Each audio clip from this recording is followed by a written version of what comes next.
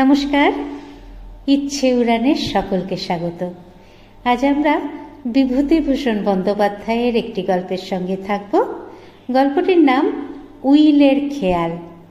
শুনতে থাকুন। দেশ থেকে রবিবারে ফিরছিলাম কলকাতায়। সন্ধ্যার আর বেশি দেরি নেই। একটু আগে থেকে এই প্ল্যাটফর্মে আলো জ্বেলেছে। শীত তো খুব বেশি।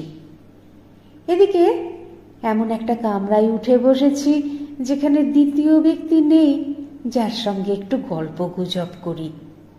আবার যার তার সঙ্গে গল্প করেও আনন্দ হয় না। আমার দরের কোনো লোকের সঙ্গে গল্পে কোনো সুখ পাই নে, কারণ তারা যে কথা বলবে সে আমার জানা। তারা আমারই জগতের লোক, আমার মতোই লেখাপড়া তাদেরও, আমারই মতো কেরানিগিরি কি স্কুল মাস্টারি করে, আমারই মতো শনিবারে বাড়ি এসে আবার রবিবারে কলকাতায় ফেরে। তারা নতুন খবর আমায় কিছুই দিতে পারবে না। সেই একঘেয়ে কলকাতায় মাছের দর, এমসিসির খেলা, ইস্ট বেঙ্গল সোসাইটির দোকানে শীতবস্ত্রের দাম, চণ্ডীদাস কি সাবিত্রী ফিল্মের সমালোচনা, এসব শুনলে গা বমি বমি করে। বরং বেগুনের ব্যবসায়ী কিংবা কন্যাদায়গ্রস্ত পাড়াগে ভদ্রলোক কি দোকানদার, এদের ঠিক মতো বেছে নিতে পারলে কথা বলে আনন্দ পাওয়া যায়। কিন্তু বেছে নেওয়া বড় কঠিন। কন্যাদায়গ্রস্ত ভদ্রলোক ভেবে যার কাছে গিয়েছি, অনেক সময় দেখেছি তিনি ইন্স্যুরেন্সের দালাল। একা বসে বিড়ি খেতে খেতে প্ল্যাটফর্মের দিকে চেয়ে আছি। এমন সময় দেখি আমার বাল্যবন্ধু শান্তিরাম হাতে একটা ভারী বোঁচকা ঝুলিয়ে কোন গাড়িতে উঠবে ব্যস্তভাবে খুঁজে বেড়াচ্ছে। আমি ডাকতেই এই যে বলে একগাল হেসে আমার কামরার সামনে এসে দাঁড়িয়ে বললে, বোঁচকাটা একটুখানি ধরো না ভাই, কাইন্ডলি। আমি তার বোঁচকাটা হাত বাড়িয়ে গাড়িতে তুলে নিলাম। পেছনে পেছনে শান্তিরামও হাঁপাতে হাঁপাতে উঠে আমার সামনের বেঞ্চিতে মুখোমুখি হয়ে বসল। খানিকটা ঠান্ডা হয়ে আমার দিকে হাত বাড়িয়ে বলল, বিড়ি আছে? কিনতে ভুলে গেলাম তাড়াতাড়িতে। আর ক মিনিট আছে? 6:45 না রেলওয়ের? আমি ছুটছি সেই বাজার থেকে, আর ওই ভারী বোঁচকা, প্রাণ একেবারে বেরিয়ে গিয়েছে। কলকাতায় বাসা করা গিয়েছে ভাই। শনিবারে শনিবারে বাড়ি আসি। বাগানের কলাটা মূলোটা যা পাই নিয়ে যাই। সেখানে তো সবই, বুঝলে না, দাঁতন কাঠিটাই স্তক, তাও নগদ পয়সা। প্রায় 3-4 দিনের বাজার খরচ বেঁচে যায়। এই দেখো, ওল, পুঁই শাক, কাঁচা লঙ্কা, পাটালি। দেখি দেশলাইটা। শান্তিরামকে পেয়ে খুশি হলাম। শান্তিরামের স্বভাবই হচ্ছে একটু বেশি বকা, কিন্তু তার বকুনি আমার শুনতে ভালো লাগে। সে বকুনির ফাঁকে ফাঁকে এমন সব পাড়াগাঁয়ের ঘটনার টুকরো ঢুকিয়ে দেয় যা গল্প লেখার চমৎকার, অতি চমৎকার উপাদান। ওর কাছে শোনা ঘটনা নিয়ে 2-একটা গল্পও লিখেছি এর আগে। মনে ভাবলাম শান্তিরাম এসেছে, ভালোই হয়েছে। একা 4 ঘন্টার রাস্তা যাব, তাতে এই শীত। তাছাড়া এই শীতে ওর মুখের গল্প জমবেও ভালো। হঠাৎ শান্তিরাম প্ল্যাটফর্মের দিকে মুখ বাড়িয়ে ডাকতে লাগলো, অবনী, ও অবনী, এই যে এই গাড়িতে এসো। কোথায় যাবে? গুটি 3-4 ছেলে মেয়ে আর এক 25-26 বছরের স্বাস্থ্যবতী সুস্ত্রী একটি পাড়াগাঁয়ের বউ আগে আগে, পেছনে একটি ফর্সা 1 চেহারার লোক, সবার পেছনে বাক্স পেটরা মাথায় জন্দুই কুলি। লোকটি আমাদের কামরার কাছে এসে দাঁড়িয়ে হেসে বললে, এই যে দাদা, কলকাতায় ফিরছেন আজই? আমি একবার এদের নিয়ে যাচ্ছি পাঁচঘরার ঠাকুরের থানে। মসলন্দপুর স্টেশনে নেমে যেতে হবে, বাস পাওয়া যায়। দলটি আমাদের গাড়ির পাশ দিয়ে এগিয়ে গিয়ে খালি একটা ইন্টার ক্লাস কামরায় উঠল। শান্তিরাম চেয়ে চেয়ে দেখে বললে, তাই অবনী এখানে এলো না? ইন্টার ক্লাসের টিকিট কিনা? আঙুল ফুলে কলা গাছ একেই বলে। ওই অবনীদের খাওয়া জুটতো না, আজ দল বেঁধে ইন্টার ক্লাসে চেপে বেড়াতে যাচ্ছে। ভগবান যখন যাকে দেন, আমাদের মোচকা বাওয়ায় সার। গাড়ি ছাড়ল। সন্ধ্যার পাতলা অন্ধকারে পাম্পিং ইঞ্জিনের শেড, কেবিন ঘর, ধূমাকীর্ণ কুলি লাইন শট শট করে দুপাশ কেটে বেরিয়ে চলেছে। সামনে সিগন্যালের সবুজ বাতি, তারপর দুপাশে আখের ক্ষেত, মাঠ, বাবলা বন। শান্তিরামের গলার সুর শুনে বুঝলাম সে গল্প বলার মেজাজে আছে। ভালো করে আলোয়ান গায়ে দিয়ে বসলাম, উৎসুক মুখে ওর দিকে চেয়ে রইলাম। শান্তিরাম বললে, অবনীকে এর আগে কখনো দেখনি? নিশ্চয়ই দেখেছ ছেলেবেলায়, ও আমাদের নিচের ক্লাসে পড়তো আর বেশ ভালো ফুটবল খেলতো, মনে নেই? ওর বাবা কোর্টের নকল নবিশি করতেন। সংসারের অভাব অনটন টানাটানি বেড়েই চলেছিল। সেই অবস্থায় অবনীর বিয়ে দিয়ে বউ ঘরে আনলেন। বললেন, কবে মরে যাব, ছেলের বউয়ের মুখ দেখে যায়। বাঁচলেনও না বেশি দিন। একবার পুষি আর এক রাশ দেনা ছেলের ঘাড়ে চাপিয়ে দিয়ে সংসার থেকে বিদায় নিলেন। তারপর কি কষ্টটাই গিয়েছে ওদের। অবনী পাশ করতে পারলে না, চাকরিও কিছু জুটল না। হরিণখালির বিলের এক অংশ ওদের ছিল অনেক কাল আগে থেকে। শোলা হতো সেখানে। সেই বিলের শোলা ইজারা দিয়ে যে কটা টাকা পেত তাই ছিল ভরসা। ওদের গায়ে চৌধুরী পাড়ায় নিধিরাম চৌধুরী বলে একজন লোক ছিল। গায়ে তাকে সবাই ডাকত নিশু চৌধুরী। নিশু চৌধুরীর কোনো কুলে কেউ ছিল না। বিয়ে করেছিল দুবার, ছেলেপুলেও হয়েছিল, কিন্তু টেকেনি।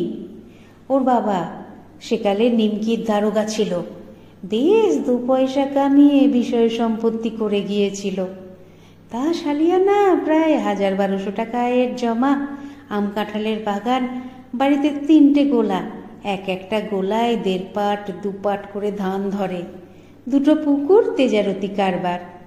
নিশু চৌধুরী ইদানিং তেজারতি কারবার গুটিয়ে ফেলে জেলার লোন অফিসে নগদ টাকাটা রেখে দিত। সেই নিশু চৌধুরীর বয়স হলো। ক্রমে শরীর অপটু হয়ে পড়তে লাগলো। সংসারে মুখে জলটি দেবার একজন লোক নেই। আবার পাড়াগাঁয়ের ব্যাপার জানো তো, পয়সা নিয়ে বাড়িতে কাউকে খেতে দেওয়া এ রেওয়াজ নেই। তাতে সমাজে নিন্দে হয়, সে কেউ করবে না। নিশু চৌধুরী এমন একবার অসুখে পড়ে দিন কত বড় কষ্ট পেলে। এসব দিকের পাড়াগাঁয়ে জানো তো ভায়া, না পাওয়া যায় রাঁধুনি বামুন, না পাওয়া যায় চাকর। পয়সা দিলেও মেলানো যায় না। দিন 10-12 ভোগবার পর উঠে একটু সুস্থ হয়ে একদিন নিশু চৌধুরী অবনীকে বাড়িতে ডাকলে। বললে, বাবা অবনী, আমার তো কেউ নেই, এখন তোমরা 5 জন ভরসা। তা তোমার বাবা আমায় ছোট ভাইয়ের মতো দেখতেন। তোমাদের পাড়ায় তখন যাতায়াত খুব ছিল। তারপর এখন শরীরও হয়ে পড়েছে অপটু। তোমাদের যে গিয়ে খোঁজ খবর করব তাও আর পারি নে। তাই আমি বলছি কি, আমার যা আছে সব লেখাপড়া করে দিচ্ছি তোমাদের, নাও, নিয়ে আমাকে তোমাদের সংসারে জায়গা দাও। তুমি আমার দিনুদার ছেলে, আমার নিজের ছেলেরই মতন। তোমাকে আর বেশি কি বলবো বাবা। অবনী আশ্চর্য হয়ে গেল। নিশু চৌধুরীর নগদ টাকা কত আছে কেউ অবশ্যই জানে না, কিন্তু বিষয় সম্পত্তি, রায়, ধান এসব যা আছে এ গায়ে এক রায়েদের ছাড়া আর কারণ নেই। সমস্ত সম্পত্তি লিখে দিতে চায় নিশু চৌধুরী তার নামে। অবনীর মুখ দিয়ে তো আর কথা বেরোলো না খানিকক্ষণ। তারপর বললে, আচ্ছা কাকা, বাড়িতে একবার পরামর্শ করে এসে কাল বলবো। নিশু চৌধুরী বললে, বেশ বাবা, কিন্তু এসব কথা এখন যেন গোপন থাকে। পরদিন গিয়ে অবনী জানালে এ প্রস্তাবে তাদের কোনো আপত্তি নেই। নিশু চৌধুরী বললে, বৌমা তাহলে রাজি হয়েছেন? দেখো, তাহলে আমার আর একটা সাধ আছে, সেটা বলি। আমার এত বড় বাড়িখানা পড়ে আছে, অনেকদিন এতে মা লক্ষ্মীদের চরণ পড়েনি, ঠিক মতো সন্ধে পড়ে না। তোমাদের ও বাড়িটাও তো ছোট, ঘর দরে কুলোই না, তাছাড়া পুরনোও বটে।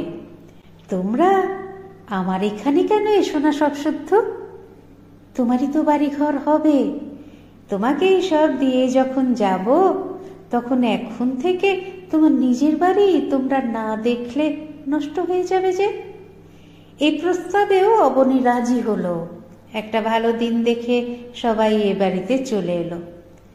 অবনীর বউ নিশু চৌধুরীর বাড়ি কখনো দেখেনি, কারণ সে ও পাড়ার বউ, এ পাড়ায় আসবার দরকার তেমন হয়নি কখনো। ঘরবাড়ি দেখে বউ যেমন অবাক হয়ে গেল, তেমনি খুশি হলো। নিশু চৌধুরীর বাবা রোজগারের প্রথম অবস্থায় শখ করে বাড়ি উঠিয়েছিলেন। তখনকার দিনে সস্তাগন্ডার বাজার ছিল, দেখে অবাক হবার মতোই বাড়ি করেছিলেন বটে। পাড়াগাঁয়ের পক্ষে অবশ্যই, কলকাতার কথা ছেড়ে দাও। মস্ত দোতলা বাড়ি ওদের, নিচে বড় বড় 7-8খানা ঘর, বারান্দা, প্রকাণ্ড ছাদ, শান বাঁধানো উঠোন, ভেতর বাড়িতে পাকা রান্নাঘর, দালান, বাইরে প্রকাণ্ড বৈঠকখানা, বাড়ির পেছনে বাগান, ছোট একটা পুকুর, বাঁধানো ঘাট। পাড়াগাঁয়ে সম্পূর্ণ গৃহস্থ বাড়ি যেমন হয়ে থাকে। ওরা বাড়িতে উঠে এসে জাঁকিয়ে সত্যনারায়ণের পুজো দিলে, লোকজন খাওয়ালে, লক্ষ্মী পুজো করলে। সবাই বললে, অবনীর বউয়ের বয় আছে, নইলে অমন বিষয় সম্পত্তি পাওয়া কি সোজা কথা আজকালকার বাজারে। আবার অনেকেরই চোখ টাটালো। এসব হলো গিয়ে ও বছর ফাল্গুন মাসের কথা। গত বছর বৈশাখ মাসে নিশু চৌধুরী মারা গেল। জ্বর হয়েছিল। অবনী ভালো ভালো ডাক্তার দেখালে, খুলনা থেকে নৃপেন ডাক্তারকে নিয়ে এলো, বিস্তর পয়সা খরচ করলে। অবনীর বউ মেয়ের মতো সেবা করলে, কিন্তু কিছুতেই কিছু হলো না। অবনী বৃষৎসর্গ শ্রাদ্ধ করলে খুব ঘটা করে, সমাজ খাওয়ালে। তা সবাই বললে যে নিজের ছেলে থাকলে নিশু চৌধুরীর, সেও এর চেয়ে বেশি কিছু করতে পারত না। তারপর এখন ওরাই সম্পত্তির মালিক। অবনী নিজেই খাটিয়ে ছেলে, কোনো নেশা ভাঙ করে না, অতি সৎ, কাজেই বিষয় উড়িয়ে দেবে সে ভয় নেই, দেখে শুনে রাখার ক্ষমতা আছে। তাই বলছিলাম, ভগবান যাকে দেন তাকে এমনি করেই দেন। ওই অবনীর বউ আঁচল পেতে চাল ধার করে নিয়ে গিয়েছে আমার মাসিমাদের বাড়ি থেকে, তবে হাঁড়ি চড়েছে। এমন দিনও গিয়েছে ওদের। আমার মাসিমাদের বাড়ি ওদের একই পাড়ায় কি না, তাঁরই মুখে সব শুনতে পায়। আর তারাই এখন দেখো, ভগবান যখন যাকে। অবনীর বউটি খুব ভালো, অত্যন্ত গরিব ঘরের মেয়ে ছিল, পড়েও ছিল তেমনি গরিবের ঘরে। সে নাকি মাসিমার কাছে বলেছে, যা কোনোদিনও স্বপ্নেও ভাবিনি দিদি, তাই যখন হলো এখন ভাবি, ভগবান সব বাঁচিয়ে পড়তে রাখুন। গরিব লোকের কপাল ভরসা করতে পায় না দিদি।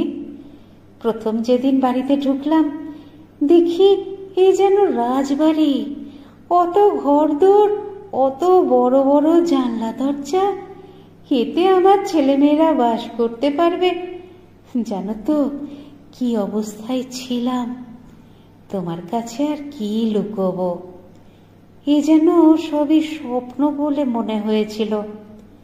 এখন ব্রতটা নামটা করে 2-10 জন ব্রাহ্মণের পাতে দুমুঠো ভাত দিয়ে যদি ভালোই ভালোই দিনগুলো কাটাতে পারি, তবে তো মুখ থাকে লোকের কাছে। সেই আশীর্বাদ করো তোমরা সকলে। সন্ধ্যার অন্ধকার চারিধারে খুব গাঢ় হয়েছে।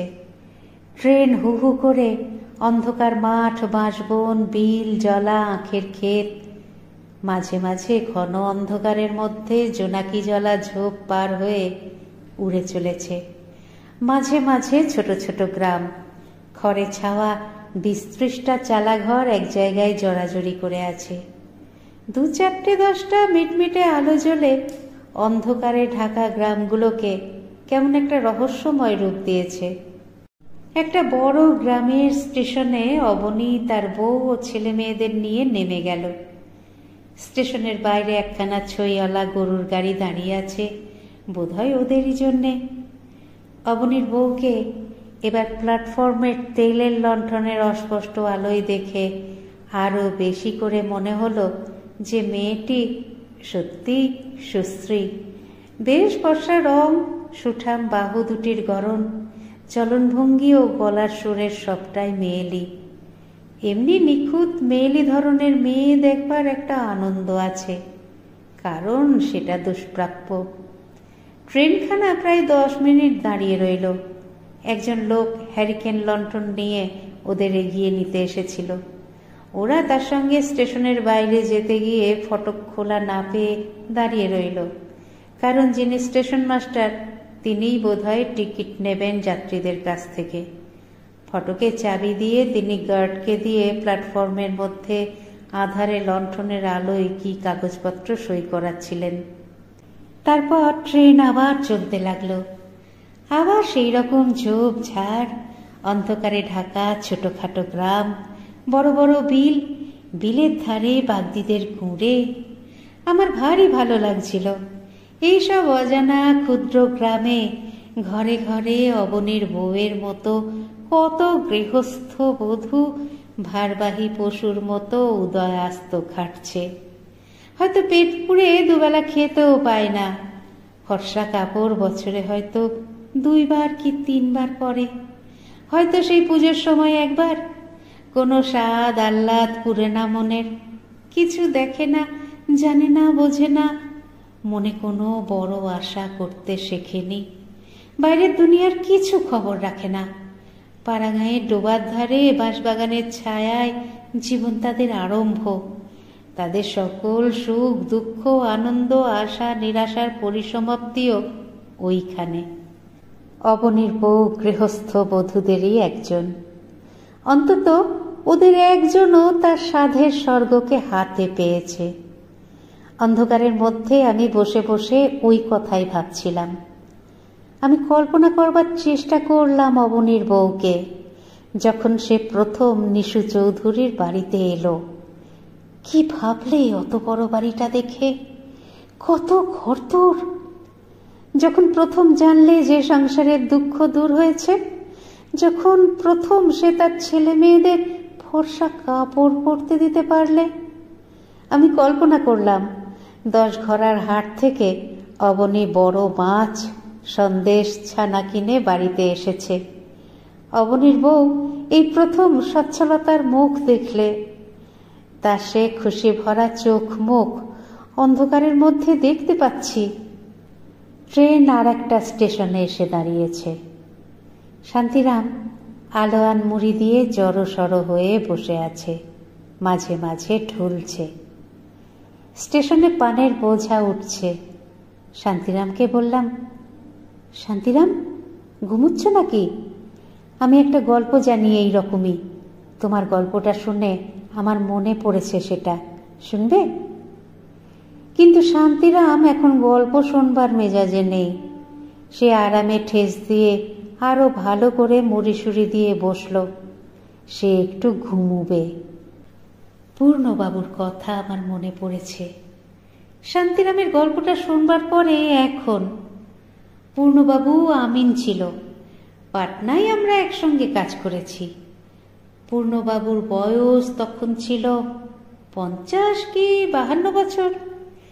লম্বা রোগা চেহারা, বেজায় আফিম খেত। দাঁত প্রায় সব পড়ে গিয়েছিল। মাথার চুল সাদা, নাক বেশ টিকলো। অমন সুন্দর নাক কিন্তু আমি কম দেখেছি। রং না ফর্সা না কালো। পূর্ণবাবু কম মাইনে পেত। এখানে কোনো রকমে চালিয়ে বাড়িতে তার কিছু টাকা না পাঠালেই চলবে না। কাজেই তার পরনে ভালো জামা কাপড় একদিনও দেখিনি। পূর্ণবাবু নিজে রেঁধে খেত। একদিন তার খাবার সময় হঠাৎ গিয়ে পড়েছি। দেখি পূর্ণবাবু খাচ্ছে শুধু ভাত, কোনো তরকারি কি শাক কি আলু ভাতে কিচ্ছু না, কেবল একতাল সবুজ পাতা লতা বাঁটা। ওষুধের মতো দেখতে কি একটা দ্রব্য ভাতের সঙ্গে মেখে খাচ্ছে। জিজ্ঞাসা করে জানলাম সবুজ রঙের দ্রব্যটা কাঁচা নিম পাতা বাঁটা। পূর্ণবাবু একটু অপ্রতিভের সুরে বললেন, নিম পাতা বাঁটা এত উপকারী, বিশেষ করে লিভারের পক্ষে। ভাত দিয়ে মেখে যদি খাওয়া যায়। আমি আজ 2 বছর ধরে, আগে দেখবেন খেয়ে শরীর বড় ঠান্ডা। তাছাড়া কি জানেন, লোভ যত বাড়াবেন ততই বাড়বে। উপকারী দ্রব্য তো অনেকই আছে। ডাল ঝোলের বদলে কুইনাইন মিক্সচার ভাতের সঙ্গে মেখে দুবেলা খাওয়ার অভ্যেস করতে পারলে দেশের ম্যালেরিয়া সমস্যার একটা সুসমাধান হয়, তাও স্বীকার করি।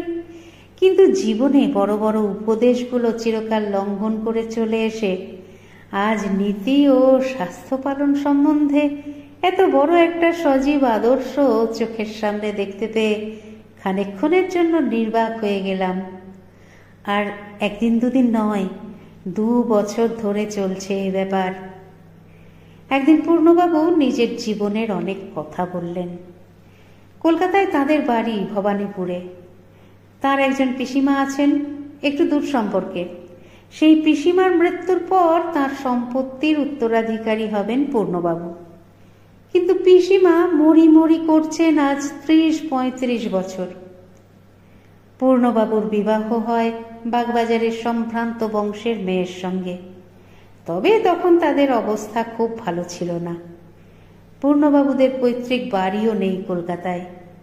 ভবানীপুরে খুব আগে নাকি প্রকাণ্ড বাড়ি পুকুর ছিল। এখন তাদের 2 পুরুষ ভাড়াটে বাড়িতে থাকে। পূর্ণবাবুর 18-19 বছর বয়সে পিতৃ বিয়োগ হয়। তিনি ছেলের জন্য যে শুধু কিছু রেখে যাননি তা নয়, ছেলেটিকে লেখাপড়াও শেখাননি। কারণ তিনিও জানতেন এবং সবাই জানত যে তার দরকার নেই। অত বড় সম্পত্তির যে মালিক হবে 2 দিন পরে, তার কি হবে লেখাপড়ায়। ছেলেটিও জ্ঞান হওয়া পর্যন্ত তাই জানত বলে লেখাপড়া শেখবার কোনো চেষ্টাও ছিল না। পূর্ণবাবুর শ্বশুরও তাই ভেবে মেয়েকে ওই গরিব ঘরে দিয়েছিলেন। পূর্ণবাবুর বাবা তো মারা গেলেন, তার ঘাড়ে রেখে গেলেন সংসার, নববিবাহিতা পুত্রবধূ, অল্প কিছু দেনা। কিন্তু পূর্ণবাবুর ক্রেডিট তখন পুরো মাত্রায়। কি বাজারে কি বন্ধু বান্ধব মহলে। টাকা হাত পাতলেই পাওয়া যায়, ধারে দোকানে জিনিস পাওয়া যায়, নিত্য নতুন বন্ধু জোটে। পূর্ণবাবু খুশি, পূর্ণবাবুর তরুণী বউ খুশি, আত্মীয় স্বজন খুশি, বন্ধু বান্ধব খুশি। কারণ সবাই জানে যে বুড়ি আর কদিন, না হয় মেরে কেটে আর 5টা বছর। অবশ্য পূর্ণবাবুর তখন বয়স অনেক কম, সংসারের কিছুই বোঝেন না, জানেন না। মনে উৎসাহ, আশা অদম্য, আনন্দের উৎস, চোখের সামনে দীপ্ত রঙিন ভবিষ্যৎ, যে ভবিষ্যতের সামনে কোনো সন্দেহের অবকাশ নেই, আশঙ্কা নেই, যে একদিন হাতের মুঠোয় ধরা দেবেই। এ অবস্থায় যে যা বুঝিয়েছে পূর্ণবাবু তাই বুঝেছেন। টাকা কড়ি ধার করে 2 হাতে উড়িয়েছেন, বন্ধু বান্ধবদের সাহায্যও করেছেন। ধারে যতদিন এবং যতটা নবাবি করা চলে বাকি রাখেননি। কিন্তু ক্রমে বছর যেতে লাগলো।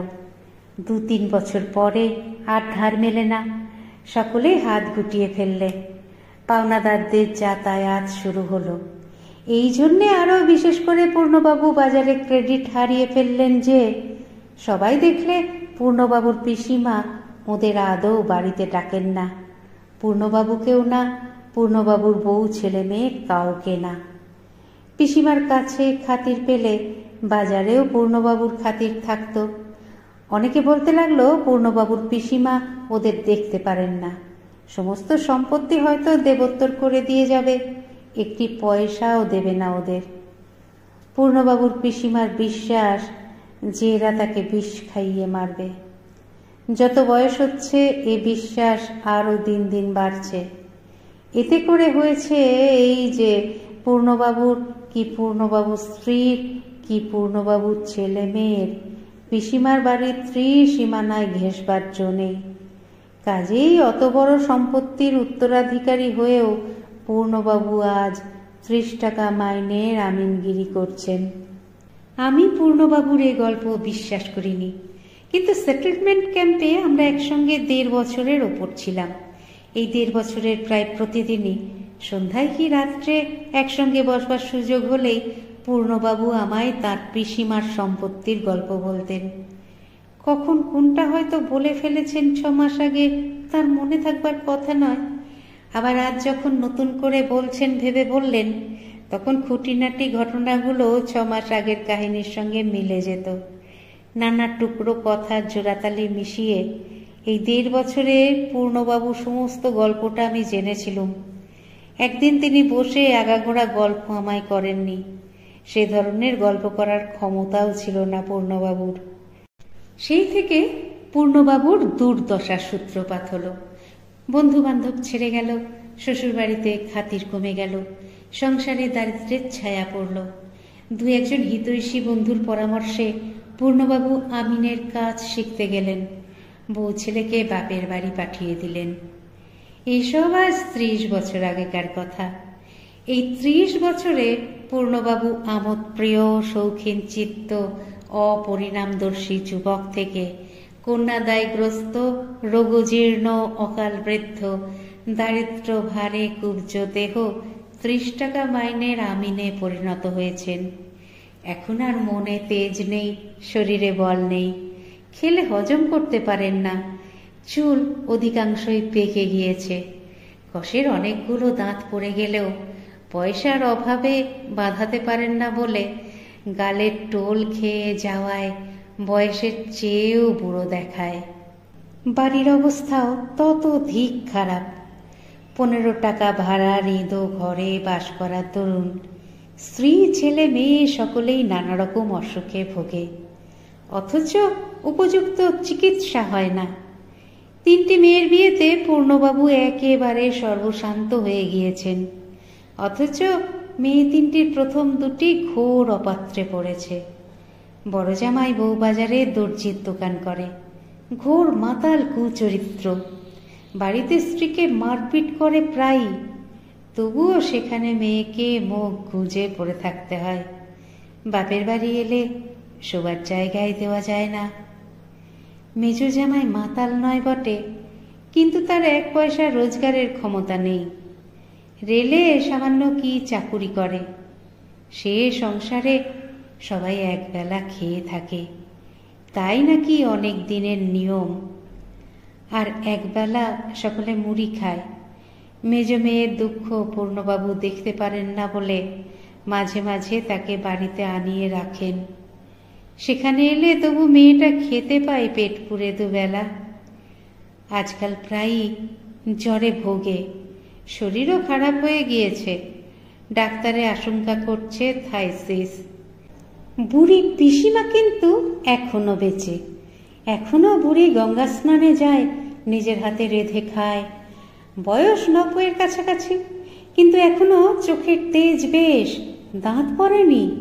বুড়ি একেবারে অশ্বত্থামার পরমায়ু নিয়ে জন্মেছে। এদিকে যারা তার মরণের পানে উৎসুক দৃষ্টিতে চেয়ে আছে, তাদের জীবন ভাটিয়ে শেষ হতে চলল। সেটেলমেন্টের কাজ ছেড়ে পাটনা থেকে চলে এলাম। পূর্ণবাবু তখনও সেখানে আমিন। বছর 3 পরে একদিন গয়া স্টেশনে পূর্ণবাবুর সঙ্গে দেখা। দুপুরের পর এক্সপ্রেস আসবার সময় স্টেশনের প্ল্যাটফর্মে পায়চারি করছি। একটু পরেই ট্রেনটা এসে দাঁড়ালো। পূর্ণবাবু নামলেন একটা 2nd ক্লাস কামরা থেকে। অন্য কামরা থেকে 2 দারোয়ান নেমে এসে জিনিসপত্রের তদারকে ব্যস্ত হয়ে পড়ল। আমি অবাক হয়ে চেয়ে রইলাম। পূর্ণবাবুর পরনে দামি কাঁচি ধুতি, গায়ে সাদা সিল্কের পাঞ্জাবি, তার উপরে জমকালো পাড় ও কলকাতার শাল, পায়ে প্যারিস গার্টার, আটা সিল্কের মোজা ও পাম্প শু, চোখে সোনার চশমা, হাতে সোনার ব্যান্ডওয়ালা হাত ঘড়ি। আমি গিয়ে আলাপ করলাম। পূর্ণবাবু আমায় চিনতে পেরে বললেন, এই যে রামরতন বাবু, ভালো আছেন? তারপর এখন কোথায়? আমি বললাম, আমি এখানে চেঞ্জে এসেছি মাস তিনেক, আপনি এদিকে? তার অদ্ভুত বেশভূষার দিকে চেয়ে আমি কেমন হয়ে গিয়েছিলাম। পূর্ণবাবুকে এ বেশে দেখতে আমি অভ্যস্ত নই। আমার কাছে সুতির ময়লা চিট সোয়েটার ও সবুজ আলোয়ান গায়ে পূর্ণবাবু বেশি বাস্তব। তাছাড়া 54-55 বছরের বৃদ্ধের এ কি বেশ। কি ব্যাপারটা ঘটেছে তা অবশ্য পূর্ণবাবু বলবার আগেই আমি বুঝতে পেরেছিলাম। জিনিসপত্র গুছিয়ে পূর্ণবাবু ওয়েটিং রুমে ঢুকলেন। তিনি বিহার লাইনের গাড়িতে যাবেন। গাড়ির এখনো 2 ঘন্টা দেরি। একজন দারোয়ানকে ডেকে বললেন, ভূপাল সিং, এখানে ভালো সিগারেট পাওয়া যায় কিনা দেখে এসো, নইলে কাঁচি নিয়ে এসো 1 বাক্স। আমায় বললেন, ওহ, অনেকদিন পর আপনার সঙ্গে দেখা। আর বলেন কেন, বিষয় থাকলেই হাঙ্গামা আছে। সামনে আসছে জানুয়ারি কিস্তি। তহসিলদার বেটা এখনো 1 পয়সা পাঠায়নি। লিখেছে এবার নাকি কলাই ফসল সুবিধে হয়নি, তাই নিজে যাচ্ছি মহালে, মাসখানেক থাকবো। গাড়িটা এখানে আসে কটায়? ভালো কথা, এখানে টাইম টেবিল কিনতে পাওয়া যাবে? কিনতে ভুল হয়ে গেল হাওড়ায়। আমি জিজ্ঞেস করলাম, আপনার পিসিমা? দারোয়ান সিগারেট নিয়ে এলো। পূর্ণবাবু একটা সরু ও সুদীর্ঘ হোল্ডার বার করলেন। আমার দিকে একটা সিগারেট এগিয়ে দিয়ে বললেন, আসুন। তারপর সিগারেট ধরিয়ে আরামে ধোঁয়া ছেড়ে বললেন, পিসিমা মারা গিয়েছেন আর বছর কার্তিক মাসে। তারপর থেকেই বিষয় আশয়ের ঝাঁটে পড়েছি। নিজে না দেখলে কি জমিদারি টেকে? আর এই বয়সে ছুটাছুটি করে পারি নে। একটা ভালো কাজ জানা লোকের সন্ধান দিতে পারেন রামরতন বাবু? টাকা 40 মাইনে দেব, খাবে থাকবে। ওয়েটিং রুমে বসে পূর্ণবাবু 2 বোতল লেমনেড খেলেন এই শীতকালে। একবার দারোয়ানকে দিয়ে গরম জিলিপি আনালেন দোকান থেকে, একবার নিমকি বিস্কুট আনালেন, আর একবার নিজে স্টেশনের বাইরের দোকান থেকে 1 ডজন কমলা লেবু কিনে আনলেন। আমায় প্রতিবারই খাওয়ানোর জন্য পিড়াপিড়ি করলেন, কিন্তু আমার শরীর খারাপ, খেতে একেবারেই পারি নে, সে কথা জানিয়ে ক্ষমা চাইলাম। একটু পরেই পূর্ণবাবুর ট্রেন এসে পড়ল। দিন 15-20 পরে আবার বেড়াতে গিয়েছি স্টেশনে। সেদিন খুব শীত পড়েছে, বেশ জ্যোৎস্না, রাত 8টার কম নয়। স্টেশনের রাস্তা যেখানে ঠেকেছে সেখানে চপ কাটলেট চায়ের দোকান থেকে কে আমার নাম ধরে ডাকলে, ও রামরতন বাবু, এই যে এদিকে। ফিরে চেয়ে দেখি পূর্ণবাবু একটা কোণে টেবিলে বসে আছেন। পূর্ণবাবুর মাথায় একটা পশমের কান ঢাকা টুপি, শাল জড়ানো গলায়, হাতে দস্তানা। আমায় বললেন, আসুন বসুন, কিছু খাওয়া যাক। আজ ফিরে এলাম মহাল থেকে, এই রাতের গাড়িতে ফিরবো কলকাতায়। কিছু খাবেন না? না না, খেতেই হবে, কিন্তু সেদিন কিন্তু কিচ্ছু খেলেন না। এই বয়, এধারাও। আমাকে জোর করে পূর্ণবাবু চেয়ারে বসালেন। তারপর তার নিজের জন্যে যা খাবার নিলে তা দেখে আমার তো হৃৎকম্প উপস্থিত হলো। এত খাবেন কি করে পূর্ণবাবু এই বয়সে? আর একটা অতি বাজে দোকানে খান আস্টেক চপ, খান 4 কাটলেট, 1 প্লেট মাংস, পাউরুটি, ডিমের মামলেট, পুডিং, কেক, চা। তিনি কিছু বাদ দিলেন না। আমাকে দেখিয়ে বললেন, এই বাবুকো ওয়াস্তে 1 প্লেট মাটন আর 3 পিস। আমি সবিনয়ে বললাম, আমার শরীর তো জানেন পূর্ণবাবু, ওসব কিছু আমি। আরে তা হোক, শরীর শরীর করলে কি চলে? খান খান, মাংসটা বেশ করেছে। কলকাতায় মাংস রাঁধতে জানে না মশাই রেস্টুরেন্ট। আমি ঝাল পছন্দ করি, কলকাতায় শুধু মিষ্টি। খেয়ে দেখুন মাংসটা, কাটলেটেও এরা কাঁচা লঙ্কা বাটা দিয়েছে, ভারী চমৎকার খেতে। এই বয়, আও 2 কাটলেট। কথাটা শেষ হবার আগেই তার বেজায় কাশির বেগ হলো। কাশতে কাশতে দম আটকে যায় আর কি। একটু সামলে বললেন, বড্ড ঠান্ডা লেগেছে মহালে, সেই জন্যে বেশ একটু গরম চা চপ খেয়ে দেখবেন। ভারী চমৎকার চক করেছে। হ্যাঁ বয়। আমি কথাটা মুখ ফুটে বললাম, পূর্ণবাবু, আপনার শরীরে এসব খাওয়া উচিত নয়, আর এ ধরনের দোকান তো খুব ভালো নয়। চা বরং 1 কাপ খান, কিন্তু এত এগুলো খেলে। পূর্ণবাবু হেসে উড়িয়ে দিলেন। খাবো না বলেন কি রামরতনবাবু, খাবার জন্যেই সব। শরীরকে ভয় করলেই ভয়, ওসব ভাবলে কি আর। আপনিও যেমন। রেস্টুরেন্ট থেকে বার হয়ে এসে আমায় নিচু স্বরে বললেন, কিছু মনে করবেন না রামরতনবাবু, একসঙ্গে অনেকদিন কাজ করেছি এক জায়গায়। এখানে কোনো ভালো বাইজির বাড়িটারি জানা আছে? থাকে তো চলুন না, আজ রাতটা শুনেছি পশ্চিমে নাকি ভালো ভালো। কলকাতায় না হয় আজ নাই গেলাম। আমি বুঝিয়ে বললাম, পশ্চিমের যেসব জায়গায় ভালো বাইজি থাকে গয়া সে তালিকায় পড়ে না। বিহারের কোথাও নয়, কাশী, লখনৌ, দিল্লি, ওদিকেই সত্যিকার বাইজি বলতে যা বোঝায় তা আছে। পূর্ণবাবু বললেন, পাটনাতে নেই? আমার তাই মনে হয়। এদিকে আর কোথাও নেই? না হয় এমনি আর কোথাও। কোথাও কিছু নেই, আমি ঠিক জানি। পূর্ণবাবু ওয়েটিং রুমে ঢুকে আমায় বসতে বললেন। তাকে আরো বেশি বৃদ্ধ দেখাচ্ছিল। আমি তার বাড়ির কে কেমন আছে জিজ্ঞেস করলাম। থাইসিসের রোগী সেই মেয়েটিকে বাড়িতে রেখেই চিকিৎসা করাচ্ছেন। বড় ছেলেটি বাপের সঙ্গে ঝগড়া করে নিরুদ্দেশ হয়ে গিয়েছে আজ বছর 2, সম্পত্তি পাওয়ার আগেই। কাগজে কাগজে বিজ্ঞাপন দিয়ে তার খোঁজ করেছেন। অনেকক্ষণ পর্যন্ত এসব গল্প শুনলাম বসে বসে। পূর্ণবাবু গল্পের মধ্যে আরো 2 বার চা নিয়ে খেলেন। ব্যাগ খুলে ওষুধ খেলেন 3-4 রকম, কোনোটা কবিরাজি, কোনোটা বিলেতি পেটের ওষুধ। 2 প্যাকেট সিগারেট শেষ করলেন। দেখলাম পূর্ণবাবু চিরবঞ্চিত জীবনের সর্বগ্রাসী তৃষ্ণার ভোগ লালসা মেটাতে উদ্যত হয়েছেন বিকারের রোগীর মতো। চারিধারে ঘনায়মান মৃত্যুর ছায়ার মধ্যে স্বল্পতৈল জীবনদ্বীপের আলো যত সংকীর্ণ থেকে সংকীর্ণতর জ্যোতিবৃত্তের সৃষ্টি করেছে, উনি ততই উন্মাদ আগ্রহে যেখানে যা পাবার আছে পেতে চান, যা নেবার আছে নিতে চান। জীবনে ওর যখন সুবৃষ্টি এলো, জল না পেয়ে তখন তা আধমরা। সে এলো, কিন্তু এত দেরি করে ফেলল। আমায় বললেন, একটু কিছু বাড়াবাড়ি খেলেই ওষুধ খেয়ে রাখি, আর হজম করতে পারি না এখন। আমাদের পাড়ায় আছে গদাধর কবরেজ, খুব ভালো চিকিৎসা করে। 1 হপ্তার ওষুধ নেয় 2 টাকা। তারই কাছে ভাবছি এবার। পূর্ণবাবুর সেই নিম পাতা বাটা মেখে খাওয়া ভাতের কথা আমার মনে পড়ল। আরো মনে পড়ল পূর্ণবাবুর প্রথম জীবনের শৌখিনতার কথা। এখন তিনি বুঝেছেন আর বেশি দিন বাঁচবেন না। চিরবঞ্চিত জীবনের সর্বগ্রাসী তৃষ্ণার ভোগ লালসা তার বিকারের রোগীর মতো অসংযত, অবুঝ।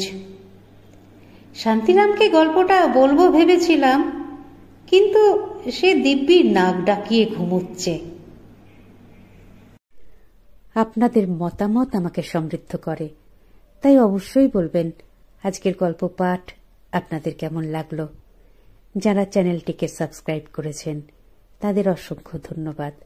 আর যারা এখনো পর্যন্ত সাবস্ক্রাইব করেননি তারা একটু কষ্ট করে সাবস্ক্রাইব করে নিয়ে সঙ্গে থাকুন না প্লিজ। একটু লাইক, শেয়ার এগুলো নিশ্চয়ই বলে দিতে হবে না। সুস্থ থাকবেন, সুন্দর থাকবেন আর অপেক্ষা রাখবেন পরবর্তী গল্পের। নমস্কার।